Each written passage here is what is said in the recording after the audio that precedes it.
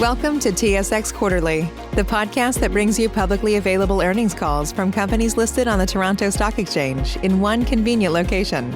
Gone are the days of looking through confusing websites. You'll find the important information right here. Enjoy the call.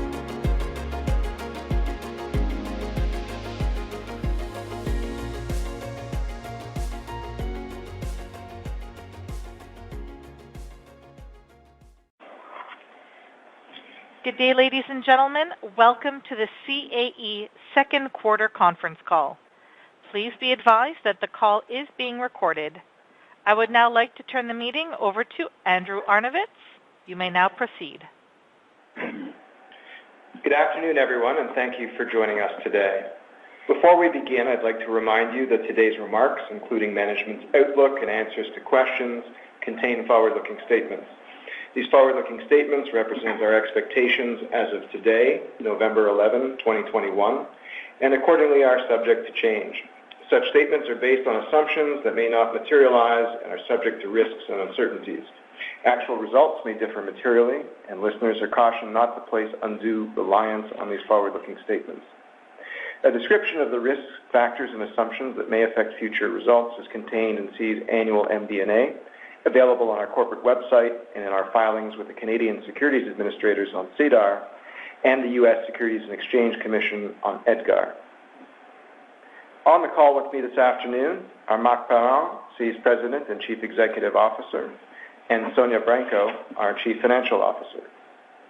After remarks from Marc and Sonia, we'll take questions from financial analysts and institutional investors. And following the conclusion of that Q&A period, we'll open the call to questions from members of the media. Let me now turn the call over to Marc. Thank you, Andrew, and good afternoon to everyone joining us on the call. Let me just start by reminding all of us that today is November 11th, Veterans Day in the United States, Remembrance Day in Canada. So let me just start by saying thank you for all veterans for their service. On this November 11th, we honor members of the military, both past and present, veterans of all conflicts, those who made the ultimate sacrifice for our freedom, and those who served our countries today. I can tell you at CAE, we're privileged to work with every day with many veterans. We have over 2,000 in employees at CAE, and I can tell you, I'm honored to work and be in the company of heroes. They bring a unique point of view and skill set to our company and a pride that allows us to achieve new heights. Now on to the quarter. In an environment where we continue to experience an uneven recovery in the various markets and geographies where we operate, CAE delivered year-over-year growth in the second quarter. On a consolidated basis, we drove 16% year-over-year revenue growth and 17 cents of adjusted earnings per share. These results came mainly from the strengthening of our civil training business, the continued progress of our structural cost savings program, and the integration of L3Harris military training into our defense results. We also built continued momentum with $871 million in orders for a positive book-to-sales ratio of 1.07 times and an $8.8 billion backlog. In civil, second quarter average training center utilization was 53%, up from 49% last year and 3% lower than last quarter, reflecting usual seasonality, but also the varying global realities with respect to the COVID-19 Delta variant and the measures taken to contain its spread. For example, in the Americas, with the benefit of high vaccination rates and easing travel restrictions, we saw near pre-pandemic demand during this period in both commercial and business aviation training. While at the same time, Asia Pacific took a step back and remained at low levels as countries including Malaysia, Thailand, and Vietnam renewed lockdowns. On the orders front, we signed civil training solutions contracts valued at $409 million for a 1.13 times book-to-sales ratio, including 9 full-flight simulator sales and a 5-year aircraft maintenance training partnership with Air Canada, a 3-year exclusive agreement with Brussels Airlines, a 5-year agreement with Envoy Air, a 4-year agreement with PGA Portugalia, and finally a 5-year agreement with Alaska Airlines.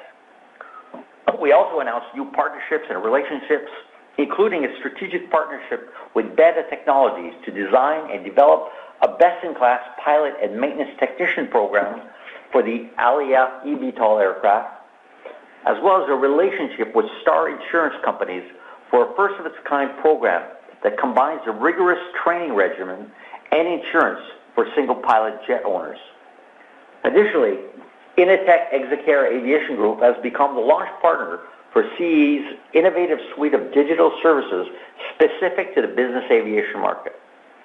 On the expansion front, we deployed a Boeing 737 MAX full-flight simulator in Europe at our Amsterdam Training Center, and we announced a new flight training location in Las Vegas, Nevada, in order to meet higher demand and expand our business aviation footprint, which is expected to open next summer in Las Vegas. In defense, we closed the acquisition of L3 Harris Military Training on July 2nd, and it delivered solid revenue with double-digit margins in the quarter, in line with what we expected. I had the pleasure to visit our new employees and facilities in Texas and Colorado in August to inaugurate the closing, and I can tell you I'm highly impressed by the technologies we've acquired and the potential for even greater differentiation of our defense training and mission support solutions. I'm also extremely pleased by the great cultural fit with CAE. We live and breathe simulation and training in support of our customers' most critical missions. The energy and excitement of our combined teams that they have for the future is really palpable. And since the acquisition, we've retained, and I think this is a fantastic feat, all 67 members of the senior leadership team, which is a very strong statement in and of itself about the strength of our shared vision and the mutual passion for what we do. The organic defense business was negatively impacted this quarter by delays in orders and program execution, particularly international, which have been largely due to the pandemic. And notwithstanding those headwinds, we booked defense orders for $428 million in a quarter, representing a book-to-sales ratio of 1.02 times. Those orders included our recently announced first ever prime contract award from the U.S. intelligence community with the Beyond 3D prototype for the National Geospatial Intelligence Agency. We'll be integrating our capabilities across digital technologies, big data architectures, machine learning, and artificial intelligence, making this a prime example of CAE at the forefront of modeling and simulation expertise for mission and operations support across the multi-domain environment. Other notable defense orders during the quarter involve a range of contracts for support services, simulator upgrades, and modifications in support of customers including the U.S. Army, Navy, Air Force, and Air National Guard, and internationally for the German Armed Forces. In healthcare, we also experienced COVID-related headwinds during the quarter, particularly in Florida, where our business is based. In light of the added challenges, I continue to be very encouraged by the dedication and achievements of our team to deliver double-digit year-over-year top-line growth in the quarter, excluding the ventilator contract from last year. Notably, this marks the third quarter of year-over-year revenue growth for healthcare as it ramps up an expanded and re-energized organization. With that, I'll now turn the call over to Sonia, who will provide additional details about our financial performance, and I'll return to the call at the end of the call to comment on our outlook. Sonia? Thank you, Mark, and good afternoon, everyone. We delivered year-over-year growth during the second quarter, and our results continue to reflect the success of the measures that we have taken to strengthen the company, both externally in terms of expanding our reach and adapting to dynamic market conditions, and internally by lowering our cost structure. Consolidated revenue of $814.9 million was 16% higher compared to the second quarter last year. Adjusted segment operating income was $90.7 million compared to $79.3 million last year. Quarterly adjusted net income was $53.2 million, or 17 cents per share, compared to 13 cents in the second quarter last year. Cash provided by operating activities this quarter was down 32% to $30.9 million, compared to $45.6 million in the second quarter of fiscal 2021. Free cash flow was $19.4 million compared to $44.9 million last year. The decrease was mainly due to the decrease in cash provided by operating activities due in part to cash costs for restructuring, integration, and acquisition costs this quarter, which amounted to approximately $52 million. We usually see a higher investment in non-cash working capital accounts in the first half of the fiscal year, as in previous years. We expect a portion of that non-cash working capital investment to reverse in the second half. Also, we continue to target 100% conversion of net income to free cash flow for the year. Growth and maintenance capital expenditures totaled $46.7 million this quarter, mainly for growth and specifically to add capacity to our global training network to deliver on the long-term exclusive training contracts in our backlog. Our growth CapEx is directly linked to our opportunities to invest incremental capital with attractive returns and free cash flows. With several attractive market-led expansion investments on the horizon, we continue to expect total capital expenditures to be more than $250 million for fiscal year 2022. Income tax recovery this quarter amounted to $13 million, which, normalized for restructuring, integration, and acquisition costs, represents a rate of negative 1% compared to an effective tax rate of 14% for the second quarter of last year. On this basis, the decrease in the tax rate was due to impacts of changes in tax laws on tax assets, positive impact of audits, and the mix of income from various jurisdictions. Our net debt position at the end of the quarter was $2.48 billion for a net debt to capital ratio of 38.2%. And net debt to adjusted EBITDA was 3.55 times at the end of the quarter. All told, between cash and available credit, we have approximately $2.2 billion of available liquidity. The increase in net debt this quarter was mainly attributed to the closing of the L3Harris military training acquisition and the execution of the related finance package.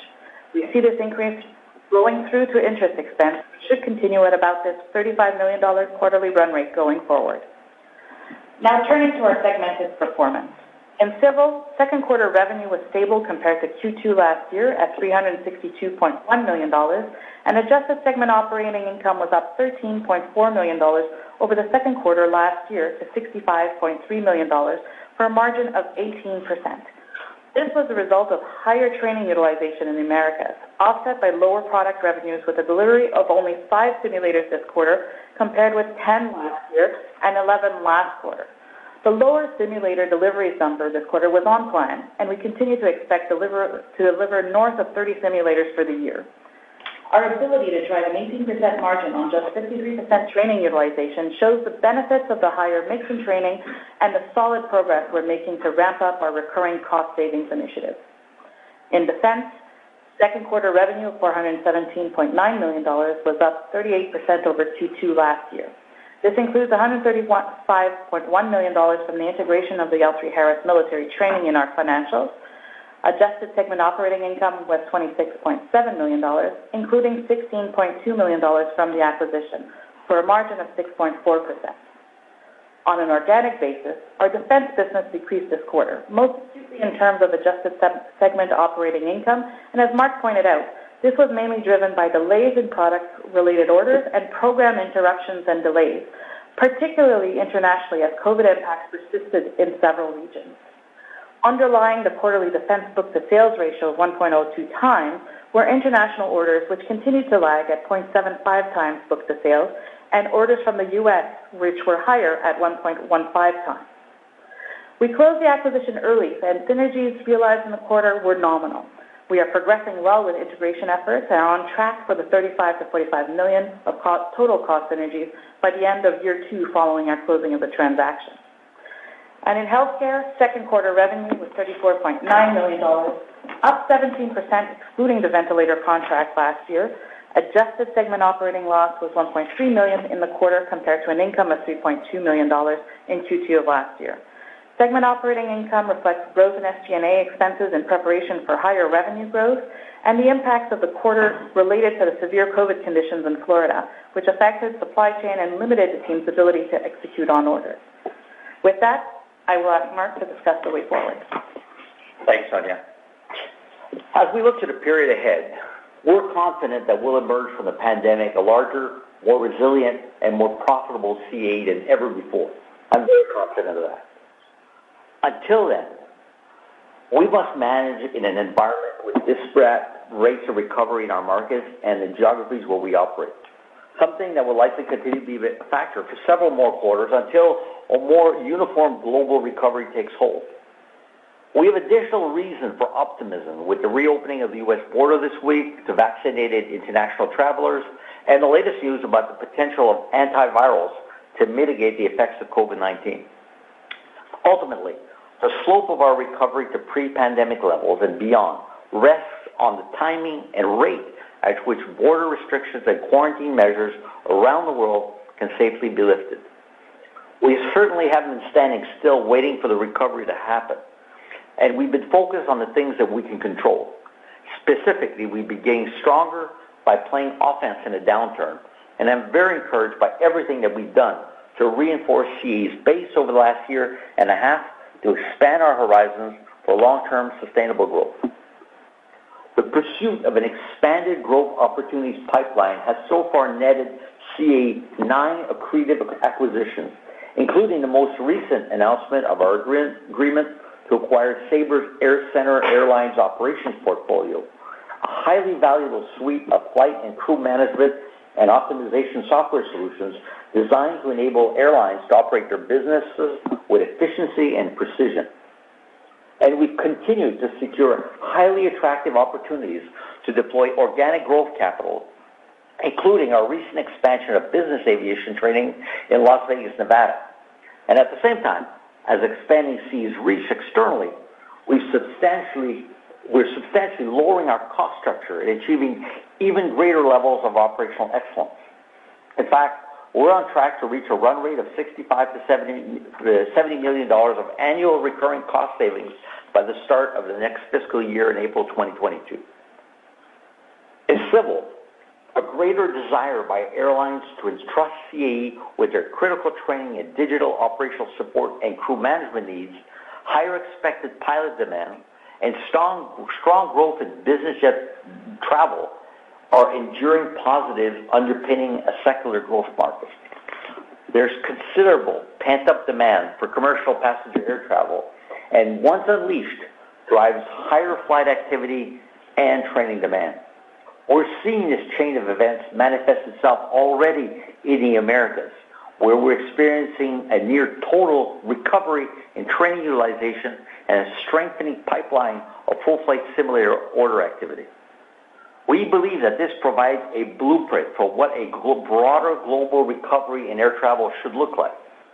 And since the end of the quarter, the market has improved, with average training center utilization trending to upwards of 60% globally, again with the highest utilization rates currently in the Americas, combined with still relatively depressed levels in Asia and the Middle East. In business aviation, we're seeing strong demand for training across the network, propelled by flying activity in the United States and Europe that is now well above 2019 levels.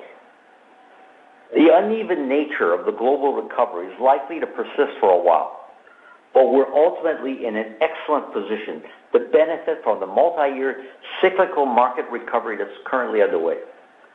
And for the current fiscal year, we expect continued strong growth in civil, weighted more heavily to the second half. In defense, the paradigm shift from asymmetric to near-peer threat and a recognition of the sharply increased need for digital immersion-based synthetic solutions in national defense are tailwinds that favor CAE's business. Given the increasing relevancy of training and simulation, our defense unit is also on a multi-year path to become a larger and more profitable business.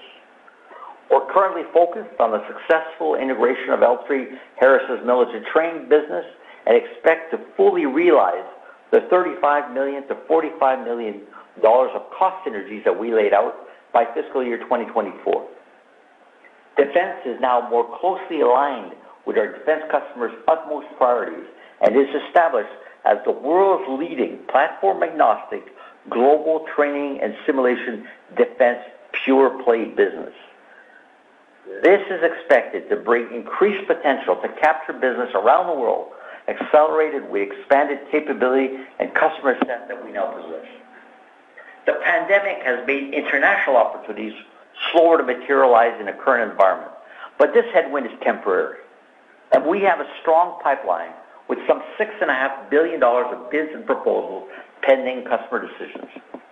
We continue to expect to deliver strong annual growth for fiscal year 2022, with sequential quarterly improvements in revenue and adjusted segment operating income expected in the second half. Supporting our view is our expectation for a re-acceleration in order intake, especially from bids involving international programs as pandemic-related disruptions ease, and with that, we also expect the defense book-to-sales ratio for the fiscal year to exceed 1 for the first time in the last 4 years. Other drivers in the second half and beyond include higher levels of execution on programs, specifically those involving higher margin products, as well as the progressive realization of synergies as we integrate L3Harris military training. And lastly, our outlook for healthcare is continued quarterly year-over-year growth as we ramp up our expanded and re-energized organization.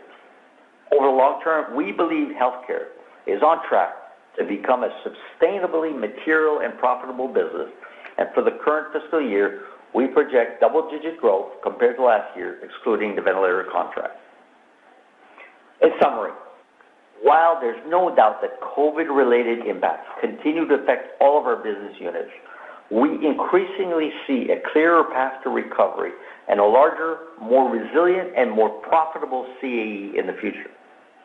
Specifically, we're currently targeting to reach a consolidated adjusted segment operating margin of approximately 17% by the time our markets are generally recovering, with steady room for further improvement after. We expect to reach this level of profitability on a significantly larger base of business with a post-pandemic capital structure that will allow us to sustain ample flexibility to further invest in our future. We continue to play offense during this period of disruption, as evidenced by our 9 accretive acquisitions and continued growth capital deployment since the pandemic began. As business conditions continue to improve further, we look to extend this posture as it relates to both organic and inorganic growth investment. Our opportunity set continues to look very attractive. And personally, I've never been as excited about CAE's future as I am today. And with that, I thank you for your attention, and we're now ready to take your questions. Thank you, Mark. Operator, I'd ask that you please open the line to members of the financial community. Thank you. If you'd like to register for a question, please press the 1 followed by the 4 on your telephone. You will hear a 3-tone prompt to acknowledge your request. If your question has been answered and you'd like to withdraw your registration, please press the 1 followed by the 3. Our first question is from Fadi Chamoun from BMO. Please go ahead. Thank you. Good afternoon, everyone. My first question on the kind of legacy defense business. It seems like we've been in this 7-8% EBIT margin for the past several quarters. This quarter, we dropped to 3.7%. I know you offered up some explanations towards what's going on there. I'm not sure if you can maybe elaborate a little bit, give us a couple of examples of what's really kind of happening in that business. And what do you expect in the second half of this year? Do we see a step back to where we were in past quarters, or is this more of a gradual recovery that we should expect from this, I guess, organic defense business? Well, thanks, Fadi. Look, as I said in the remarks, we're continuing to expect strong year-over growth in this year. So clearly, we're going to have a pretty good second half, and I talk for defense as a whole, but which is obviously combining the integration of L3Harris. I mean, the story with the legacy business, or shall I call it, I hate using that term, but we'll use it for the moment here, organic business, is one of continued COVID-related disruptions, both on order intake and impacting our execution. And I can tell you that there's at least 5 international orders that I fully expected. I'm not going to lie to you. I fully expected to come in this quarter, but did not happen, and because of Delta, for example, inability to access customers in the Middle East, in the Far East. 5 at least internationally. As other factors, I could point to you, like, for example, Florida was during the summer was one of the hardest hits, if not the hardest hit, as well as Texas, which is another big state for CAE, in terms of the COVID effects and the variants attacking that. So clearly that had an effect. And, just as testimony that I said before, our Florida Training Center, where we train international customers of C-130H, you can well imagine that there's no customers coming. But the situation is changing. Borders are opening. International travelers come back. The COVID situation is incredibly much better, not only across the United States, but in Florida specifically. So those are the kind of things that we can see near term, which gives us more confidence in the outlook. And when you look at the business as a whole, for defense, I'm talking about organic plus the integration. We're going to be starting rolling out of the benefits of our synergies. You see, most of that was started, for example, reductions in force that happened at post end of the quarter. So for all these reasons, it really is COVID-related impacts that we've seen that really drove that, because our book to bill for the last few quarters, as you know, in the organic defense business has been below 1. And eventually, you run out of backlog that you can execute in an efficient manner. And that's really the situation that we're seeing here. But again, those orders coming. We've been selected on these orders. So I've always expected a back half in defense to be the strong order. And that's what I said last quarter.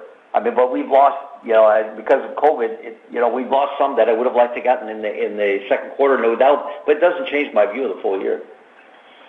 Maybe I could just, Sonia, you want to add something? Yeah, if I just, just a quick recap and laying it out, the way we see it on the organic business was delivering, as you mentioned, Patty, kind of in the 7-8% range. That's in the 20s on SOI.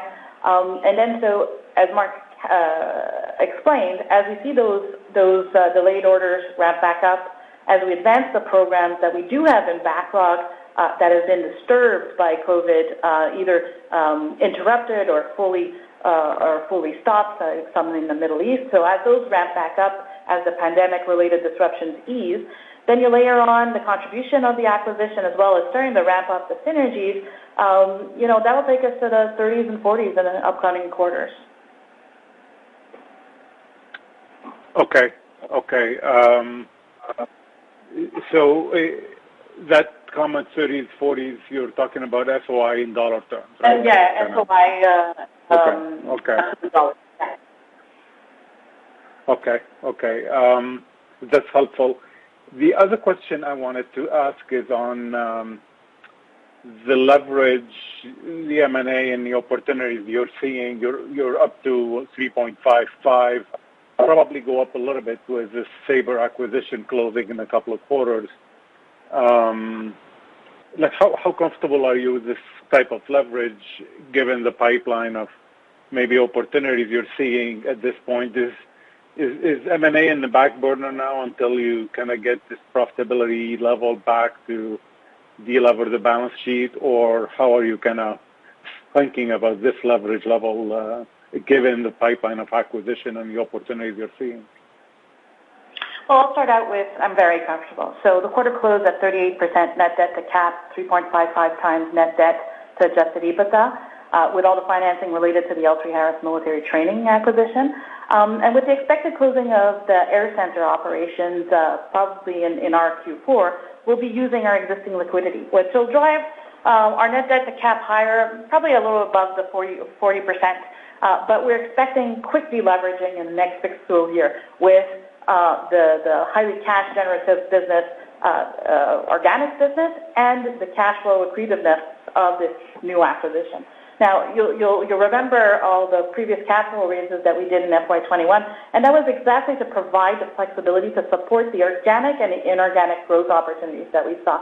So, we've seen some great opportunities come out of all of this disruption, and it allows us to seize on them, creating long-term value and strengthening the company to become bigger and more profitable. We have continue to have a pipeline, but as you've seen, we're patient, we're disciplined. We'll wait for the right opportunities at the right value, as we've done with Air Center, L3Harris, and even Bombardier Training. So, very comfortable, and ultimately, it goes back to our capital allocation priorities, balance accretive growth, organic, inorganic, with a solid financial position. Okay, I appreciate the feedback. The 17% target, can you offer up what's the mix behind this? Like how much is defense representing? How much is aviation representing? That's it for me. Thanks. I think that, we're providing that guidance on a consolidated basis, really to underpin the messaging that all of these internal, external measures is really to drive a larger business, a more profitable business. So what we're guiding at is that once we do hit that recovery level, that not only will we exceed pre-pandemic measures, but on a much larger scale base of business. Yeah, I think maybe I would add, there's no doubt that that's going to be made of, new highs in civil margins, for sure. A lot of that with leverage, as you said, plus the acquisitions that we've made, and as well, double-digit margins in defense. That's what's going to comprise that mix. Thank you. At T-Mobile for Business, unconventional thinking means we see things differently, so you can focus on what matters most. That's why we've become the leader in 5G, #1 in customer satisfaction, and a partner who includes 5G in every plan, so you get it all. Unconventional thinking is better for business. Open Signal awards T-Mobile as America's fastest 5G network USA. 5G user experience report July 2021. Capable device required. Coverage not available in some areas. Some uses may require certain plan or features. See T-Mobile.com. For JD Power 2020 award information, visit jdpower.com/awards. E-gift cards from Kroger are an easy complement to your holiday plans. From thanking a host to sending a sweet gift to a friend far away, e-gift cards are easy to send anywhere at any time. Earn 2 times the fuel points on e-gift cards every day. Perfect for holiday travel.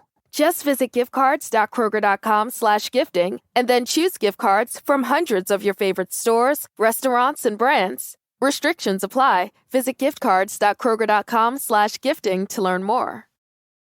Our next question is from the line of Konark Gupta from Scotiabank. Please go ahead. Thanks, and good afternoon, everyone. Good afternoon. Good afternoon. So I have a few questions just on defense and civil, perhaps. Maybe sticking to defense for now.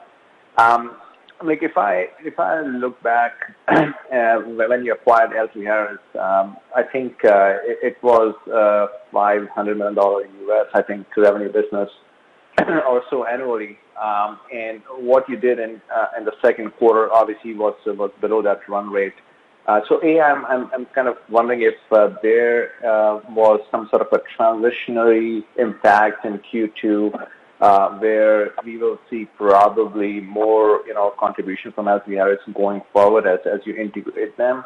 And then with L3Harris together with the defense organic business, assuming it kind of rebounds to the 8-9% margin levels or so, and the synergy, is 11-12% kind of range kind of an acceptable margin profile for the defense business for you guys? Thanks. Yeah, we missed some of it, but just the last part of your question, just say it again, Konark. Yeah, I was wondering on the margin profile, if defense organic business goes back to 8-9% margin, and then L3Harris plus synergies, obviously they are double-digit margins right now. The overall defense business seems like it's going towards 12% EBIT margin with all those. Oh yeah, no. Look, as I said before, 11-12% is a good number to plug in longer term for sure. I mean, that's where we're headed. No doubt about that. Right. And on the first part of the question about L3Harris, is there an ability to ramp up revenue here, given it's below their run rate before you acquired them? Well, it's early days with L3Harris, but I'm quite confident with what I'm saying that we're going to deliver, the L3 Harris, the old legacy L3 Harris business, and the synergies that together that we're going to generate. We're going to be achieving the margins that we talked about when we acquired the business, and I definitely see that. I'm quite happy with what we're seeing in the first quarter, and more of that's coming. Right, thanks for that. And then on the civil side, so you touched upon the utilization levels, and clearly Americas are doing better. Asia Pacific are lagging. Where are you in Europe, and what are you seeing there? And then as we head into sort of the seasonally stronger second half with both commercial and business aviation, should utilization levels kind of go to 60% plus, you think, or we are kind of stuck in the 50s right now? Well, look, I mean, you read what I read in terms of the COVID recovery. Look, the thing I would tell you is, as we said in the remarks, that I like what I see in the Americas right now, specifically in the United States. We're seeing utilization rates in the United States back in the levels of COVID, where we're prior to COVID-19. We're seeing very high rates of utilization in business aircraft. This summer, obviously, we talked about there's seasonal effect and the fact that Europe kind of missed the whole summer because of Delta.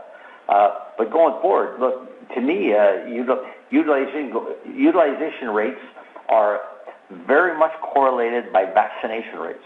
And if you extrapolate vaccination rates, and of course that comes with lifting of restrictions on borders that governments have to do, and the ability for people to travel, we've seen the pent-up demand and how that's driving business. I can tell you, in the early part of the month of October, I was at the IATA general meeting in Boston, and I can tell you, I met a lot of airline CEOs, and I can tell you there's a palpable optimism out there as vaccination rates, are increased, and that's testimony in the U.S. And when we're basically talking to airlines specifically in those areas like the United States, where we are seeing that that increase in activity because the vaccination rates are high and the level of infection is low, we can see a lot of activity as testimony by the rise in sales activity, which is not only testimony to the orders that we've announced so far, but in terms of the activity that I see, which is quite nice at the moment, and at the same level. And so really, look, in terms of going back to the root of your question, to predicting, again, I'll go back to what I said. You read what I read. I mean, we have a situation that seems to be degrading in Germany right now. We still have a very low level of vaccination in the Far East. So I think those have to, but I think on the long-term trend is getting better. So we will get better in utilization in lockstep with the increase in flight activity driven by vaccination rates. We're not going to get ahead of it because we don't know.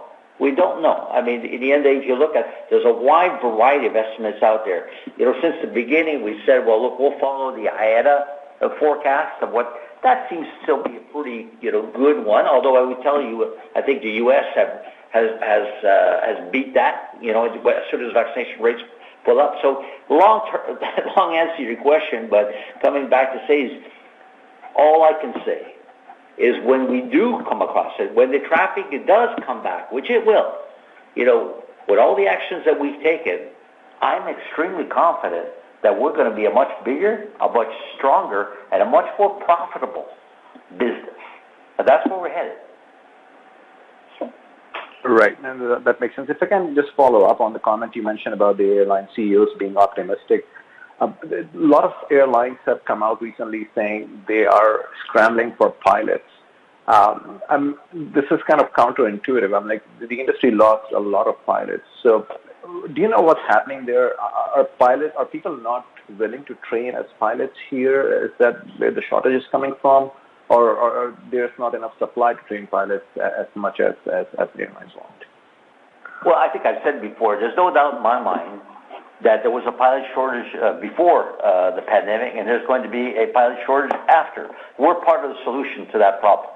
Okay, and level, I think I've said this in a number of conference calls before, the level of activity in our flight schools, and we'll remember we're, I think, largest network of flight schools in the world for training people to become airline pilots, and the level of activity there has not reduced throughout the pandemic, except for when our schools were shut down because we couldn't operate because of COVID. I can tell you, carriers, including legacy carriers across the world, have not only, in most cases, kept their orders with us for number of pilots they want from us, but in large case increased it, and that's the trend that we see. I think become a pilot is a great career right now. I can tell you that. That's my view for darn sure. And I think that's a great thing for us as a business. Makes sense. Thanks for the answers. Thank you. Thank you. Our next question is from the line of Kevin Chang from CIBC. Please go ahead. Thank you. Good afternoon, and thanks for taking my question. If I could ask a utilization question, maybe just focus on the Americas. Mark, you mentioned it looks like these are basically back to maybe pre-pandemic levels or close to, given the recovery in commercial aviation there. Are you seeing a difference in maybe the split between what was in-source training versus third-party training? Because I guess there's a thesis out there that, as we come out of the pandemic, there'll be a greater opportunity for you to capture maybe more third-party training as airlines might look to outsource some of this to reduce their costs. Are you seeing that in the U.S. as they bring back training much more aggressively? The answer is yes. Yes, we are seeing it. The fact is, a lot of the contracts that we've announced in this quarter, previous quarters, are just testimony to that. There's, for a number of reasons. Number one is that people are seeking capacity, and they're looking capacity for training their pilots, and we can offer that capacity. We've been part of the activity we've been doing is moving simulators into the United States from other locations, and actually when we increased our forecast on capital deployment this year that we announced at the beginning of the year, some of that was going exactly towards this. So to me, that is a trend. We predicted that trend, that this is an environment where there's going to be a lot more opportunities for people considering us as the really only viable global third-party option. And in fact, because pre-COVID you do 1 million hours plus a year of training, we offer a very, very good alternative. And so to me, it's look, we have a lot of discussions. We had a lot of discussions at IATA. We have a lot of discussions ongoing, and we're signing contracts. We're signing contracts for new airlines. We're signing contracts for overflow training agreements where people want excess capacity right now, in a lot of cases, because they need it like right now, or they want to ensure that they will have it as they ramp up operations to be able to seize the opportunity afforded by increased passenger traffic. And when we do that, we're signing people to longer-term contracts so that activity for us will sustain. That makes sense. I'm not sure. Do you have a sense of maybe what that breakdown is, or was maybe pre-pandemic between, pilot training that would have been in-source versus outsourced versus what it looks today? Or I suspect it's probably pretty fluid, and maybe it's tough to pin down at the moment. Well, I can't give you a hard number right now because first of all, it's not steady, and it'd be very hard to compare apples to apples or number. Maybe in future quarters we can give it, but right now I couldn't give you in certainty a number on that. But I can tell you it's more. You look at the contracts that we've done, traditional carriers that were ordering simulators, and now they say, no, we'll basically just sign up a contract with you for you to provide the simulator and position that. We did that recently with SAS. We did it with WestJet. We did it with Air Canada. So there's definitely more, but again, I can't give you a precise number right now in terms of breakdown. Okay. And maybe just on the Air Center transaction you announced maybe a week or two ago, can you just speak to how you feel about your I guess your broader crew management, flight management portfolio? Do you feel like you have all the tools now to kind of capture the higher TAM that you've put out there, or do you think you need to kind of backfill some of that product line still? And then I guess when you look at the Air Center client base, or the customers that they're dealing with versus the ones that you're dealing with, I guess I'd be interested in knowing, I guess, where the opportunities to cross-sell are. Do they have a large subset of customers that you don't deal with, or vice versa, that maybe offers an ability to maybe capture revenue synergies?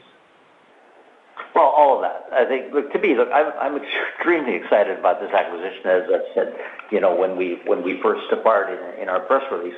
Reason being, look, first and foremost, and we said this at the time we acquired Merlo and Rosterbuster. The civil aviation flight operations software market, it's over $2 billion. Over 50% of that spend is outsourced. And what we're acquiring now, we are acquiring a huge stake, a leadership stake in that market. So to me, this is a crowning achievement in that strategy. And what we're doing here, you've seen us over the year move from what was, a few years ago, certainly when I joined CAE, to move from being really a simulator partner to airlines, moving deliberately towards being a training partner to the airline, leveraging in the past few years our digital offerings to make ourselves essential to customers, providing them insights on their business that we could deliver to them using the data that we have on their operations. And now what we're doing is we're moving from being this training partner to becoming a technology partner. And that's really just about, growing the amount of work that we could do with this airline. And I can tell you, it's very well received. Again, I was talking about my meetings with CEOs at the IATA General meeting, and obviously we weren't talking about Sabre at that time because we hadn't announced the acquisition at that time, so we certainly weren't talking about it. But we did have Merlo, a much smaller but differentiated offering in that market. And I can tell you, there was no pushback whatsoever with regards to airline CEOs, which are our customers, about CAE bringing our expertise as a partner in crew resourcing and flight planning. In fact, they would see it as a natural extension of what we do with them, because it's all about delivering essential services to the airline, just like we do in training. So look, this is a great asset. We have pretty much almost all of Sabre's customers are our customers. We are getting more customers. There's for sure. But so to me, there's a lot of opportunities to leverage those relationships, to cross-sell, and as well, don't forget, I really believe, as testimonied by a contract, the first contract we announced this quarter, literally, is a contract with Initech Executive. I really believe that there is an opportunity set here for rolling us out across business aircraft, which is an untapped opportunity. So, again, and by the way, leading testimony to my confidence in this business, I put one of our most senior executives in the company to lead this business, Pascal Grenier, working, and I have very, very high confidence that with Pascal working with the fantastic people that I've seen so far that have been met as part of Sabre Air Center, I think we'll do well in this business. That's great color. That's it for me. Thank you for taking my questions. Thank you. Our next question is from Cameron Dirksen from National Bank Financial. Please go ahead. Yeah, thanks very much. Good afternoon. I just want to come back to the longer term margin target that you've got out there, 17%. Obviously, that would imply some nice improvement from where you were pre-pandemic. I wonder if you can talk a little bit about how you see the returns on capital evolving as your end markets normalize, because obviously the capital base has changed here with the acquisition of L3 and also with the pending Air Center acquisition, which presumably has a lower capital base. So any comments around the return on capital you would expect to see as things normalize? We expect the return, those increased margins to flow through as increasing on the return on capital. So you saw a few years ago, before the pandemic, we had driven more than 300 basis points improvement in just a few years, and that's optimized, disciplined deployment of organic and inorganic capital, right? So the CapEx that we're deploying, the organic capital, all have, significant incremental returns, driving 20 to 30% incremental returns within just a few years. And as we've seen, we've got very interesting and accretive acquisitions and inorganic. So as those deliver on our expectations, they'll be driving improved free cash flow. All of these are free cash flow accretive and return on capital. Okay, and I guess maybe second question from me, just on the restructuring activity. Just wonder if you can update on where we stand there. I'm particularly interested in the status of the kind of the training network reorganization. Some of the training centers have been consolidated, things like that. So where are we in that process? Absolutely. So some great progress in optimizing the footprint, and as Mark mentioned, relocating SIMs, so taking them where there's lesser demand and deploying them in the Americas and so on to serve market demand. So really kind of optimizing that use of capital and matching up demand or capital with the demand. So in this quarter, we incurred about $13 million of costs, $20 million year-to-date on the restructuring program.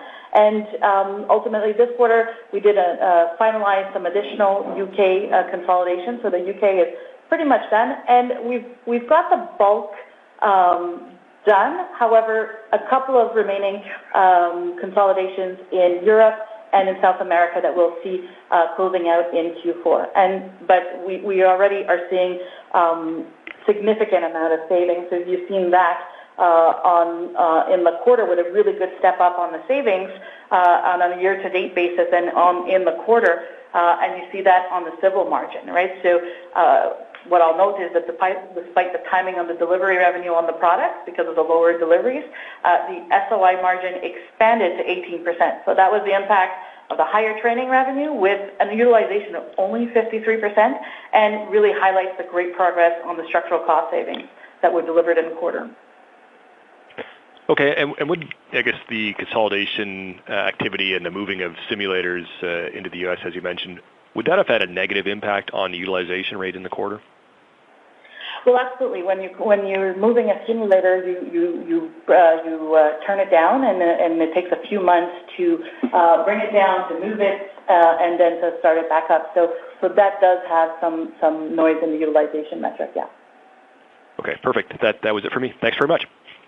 And don't forget seasonality, Cameron. That's definitely it was a different effect, but very similar in terms of business aircraft this year, as well as commercial aircraft centers. Right, for sure.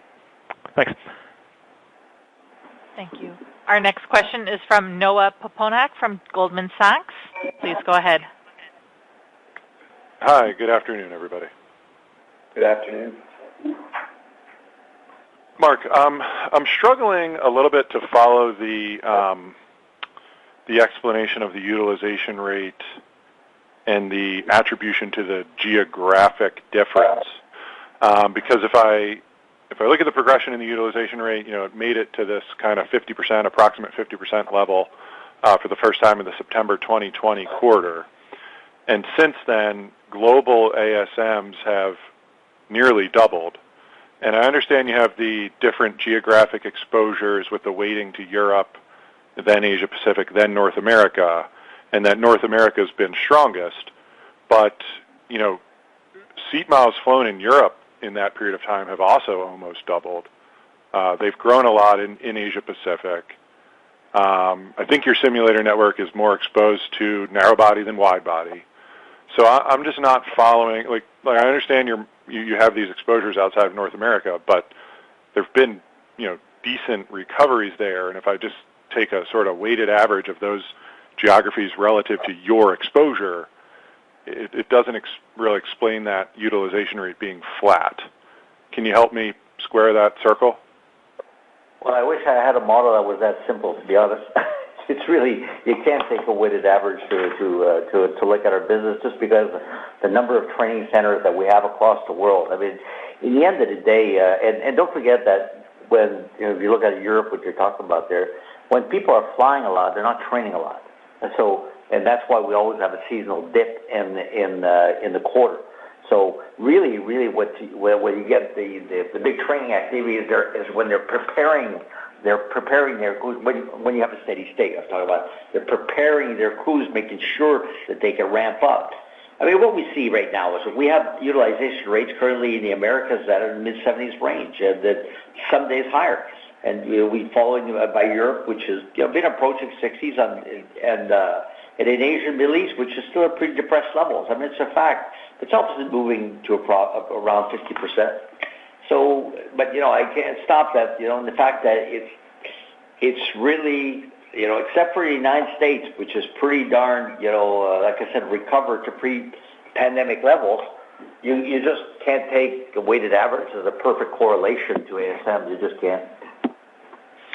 Is there an element where, in a very severe downturn like we had, when you're working your way back up, you have airlines that do their own simulation and training, those that have outsourced it, and then those that do a combination, that, you just have airlines that want to use all their own capacity before they then move back to outsourced capacity.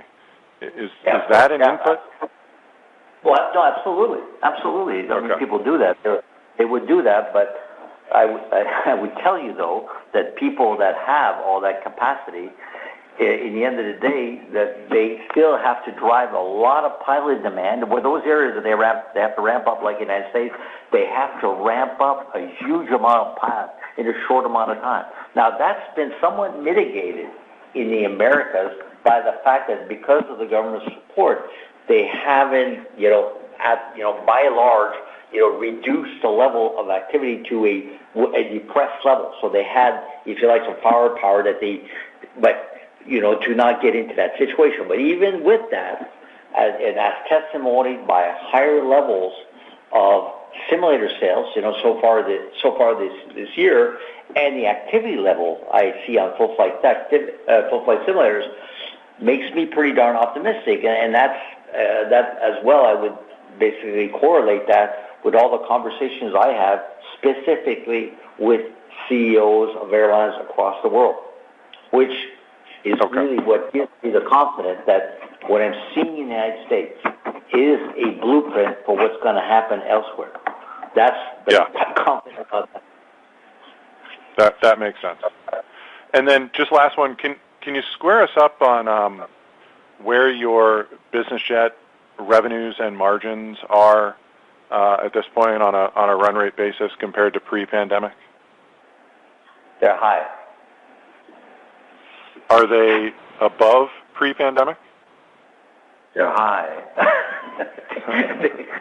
We're doing well. Look, I think I'm not being flippant here, but the activity levels that we see is we're higher than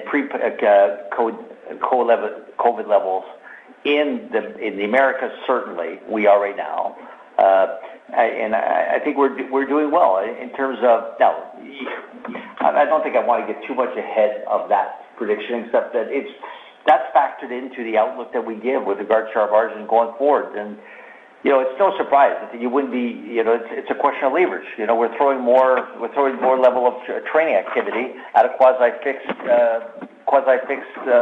base of business. The major expense is depreciation. I mean, in this case, that's somewhat different because we're not selling dry time; we're selling courses, so we have to ramp up with instructors, that kind of thing. And at the end of the day, I think, look, as Sony was saying, consider the fact that we're making an 18% margin with 53% utilization. And I think when you look at that, that's got to underscore the progress that we're making. Yeah. No, that's fair. Okay. Thank you so much. Thank you. Thank you. Our next question is from Benoit Poirier with Desjardins Capital Markets. Please go ahead. Yeah, good afternoon, everyone. Given the current utilization rate, do you see further opportunities to reshuffle or redeploy the simulator fleet around the network? We've done a lot of that already, I would tell you, Benoit. It's not to say we won't do more. We're always doing some. But for the past couple of quarters, we've been moving everything that's not tied down to the United States, figuratively speaking. But no, there's been a lot of opportunities there. So we've done that. But I don't think that's a huge factor going forward. Okay, that's great color. And obviously with Merlot and also Sabre, you're kind of entering a very big addressable market for flight and crew management and optimization solution. So it seems that you're running at about 180 million in terms of exposure versus a market that you calling close to 2 billion. So I would be curious to know more about the opportunity to capture market share among the $2 billion market within the next 5 years, whether you see opportunities to increase your market share on the organic basis and maybe through further M&A.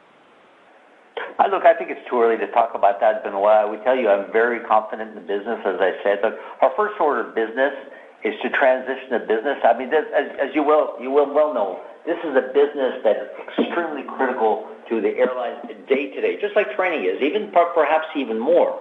So for us, is make sure that we transition the business very well without skipping a beat with regards to our customers. At the same time, and that's factored into the price that in our business case on this acquisition, we factored money to basically solidify and differentiate the business with airlines, and that alone, I think, has a lot of potential. And then you're talking about the organic growth, just testimonied by the growth of aviation by itself, which will be double-digit for quite a few years, just recovering from the pandemic. Then comes, market share gains. And don't forget what I said about there's opportunities to me on business aircraft, which to me is virgin territory. But in terms of that's directionally, in terms of quantitatively, I think it's way too early. We haven't even closed it yet. Okay, and last one for me, maybe for Sonia.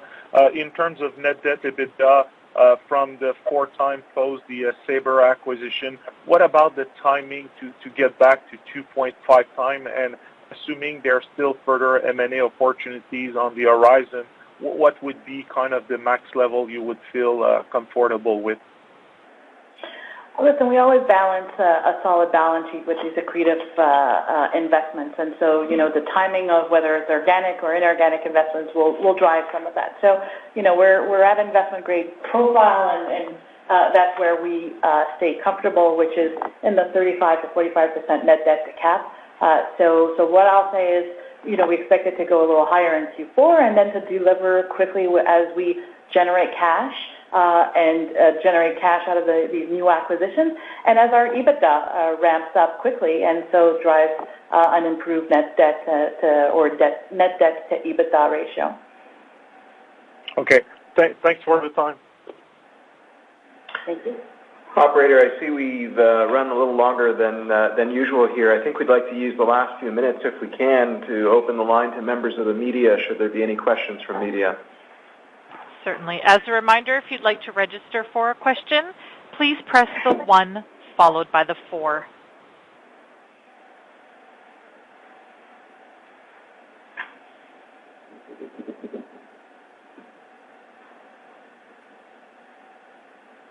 Our first question is from André Allard from Les Ailes du Québec. Please go ahead. Oui, bonjour tout le monde. Félicitations pour les beaux résultats encore. J'aimerais savoir, en termes d'acquisition à venir, j'imagine que vous vous êtes fixé une limite de montant d'acquisition par entreprise ou au total des acquisitions. Pouvez-vous me donner une idée de ce que ça pourrait avoir l'air? On n'a pas de chiffre magique sur quelques acquisitions. C'est cas par cas. On a une stratégie, évidemment, puis on est patient. Puis on y va avec les opportunités qu'on voit devant nous. On va saisir les opportunités. Il y en a eu beaucoup pendant la crise qu'on vit encore. Dans certains cas, on a fait 9. Puis c'était toutes des acquisitions qui ont été des bonnes du point de vue avancé de notre stratégie et contribué à nos résultats. Fait on va continuer à regarder. On a encore ce que j'appellerais un bon éventail de possibilités devant nous. Mais encore une fois, on va être patient. Puis on n'a pas nécessairement de chiffres. OK. Donc, puis financièrement, la capacité d'emprunter de CAE est encore bonne. Donc, au besoin, vous allez avoir recours à de l'emprunt pour faire vos acquisitions? Bon, on a une bonne capacité d'emprunt. Je ne sais pas si Sonia, tu veux élaborer là-dessus? Oui, c'est toujours une bonne balance d'investir dans la croissance et de maintenir une position financière très solide. Donc, on a une belle position confortable et puis on continue à avoir de la capacité, oui. OK. Ben, si vous permettez, je vais enchaîner avec une question au niveau de recherche et développement. Vous maintenez vos niveaux d'investissement en recherche et développement. Est-ce que dans les 2 prochaines années à venir, on peut s'attendre à des nouvelles annonces, des nouvelles technologies qui vont débloquer, ou c'est plutôt des petites améliorations qui se font à la pièce, qui sont peut-être pas visibles, mais qui se font continuellement? Oh non, écoute, on a annoncé un programme cette année avec le gouvernement fédéral et le gouvernement provincial, où si j'étais là avec l'annonce avec le premier ministre Trudeau, avec le premier ministre Legault, puis on a annoncé un gros programme d'investissement en recherche et développement pour les prochaines années. Et puis c'est certain qu'il va y avoir des grandes réalisations qui vont être associées à ça, entre autres des avions électriques, des développements dans tout ce qui est digital sur le plan d'entreprise, les avions comme on a signé une entente avec Beta. Beta, c'est une compagnie qui fait des avions électriques, pas des avions électriques, mais des nouveaux véhicules qu'on appelle en anglais des eVTOL, la mobilité urbaine, des taxis aériens qu'ils appellent. Puis on est très excités de ce partenariat-là, qui n'est pas le seul. On en a plusieurs déjà qu'on a annoncé. Fait pour revenir à votre question, c'est certain que les innovations, la recherche et le développement vont résulter par des annonces et des innovations sur lesquelles on va parler, qui vont faire couler beaucoup d'encre, tant que moi. Puis avez-vous une idée là du timeline, du time frame dans lequel ça s'en vient? C'est pas encore assez avancé pour ça? Non, écoute, on ne donnerait pas vraiment de précision pour ça, pour des questions compétitives, évidemment, on ne voudrait pas le faire. OK. Bon, ben moi, j'ai pas d'autres questions, puis alors je vous remercie beaucoup d'avoir répondu, Yann. Merci. Thank you, operator. So that's all the time we have for the call today. I want to thank all participants. Merci beaucoup à tous nos participants. And I'd like to remind listeners that a transcript of today's call can be found on CAE's website at cae.com. Thank you. Thank you. That does conclude the conference call for today. We thank you all for your participation, and we ask that you please disconnect your lines. At T-Mobile for Business, unconventional thinking means we see things differently, so you can focus on what matters most. That's why we've become the leader in 5G, #1 in customer satisfaction, and a partner who includes 5G in every plan, so you get it all. Unconventional thinking is better for business. Open Signal awards T-Mobile as America's fastest 5G network USA. 5G user experience report July 2021. Capable device required. Coverage not available in some areas. Some uses may require certain plan or features. See T-Mobile.com. For JD Power 2020 award information, visit jdpower.com/awards. Joe likes to keep things simple, but with a kid in college, a job, side hustle, 401k, 2 mortgages, and a boat he's looking to use a whole lot more this year, Joe's finances are anything but simple. That's why Joe's financial advisor uses Envestnet to connect it all and manage his day-to-day finances while keeping an eye on his family's future. With insight from Envestnet, Joe is living an intelligent financial life. Envestnet, fully vested.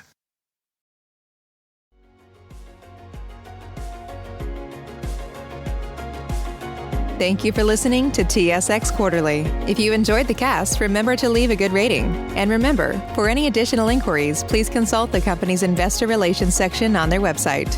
See you next time.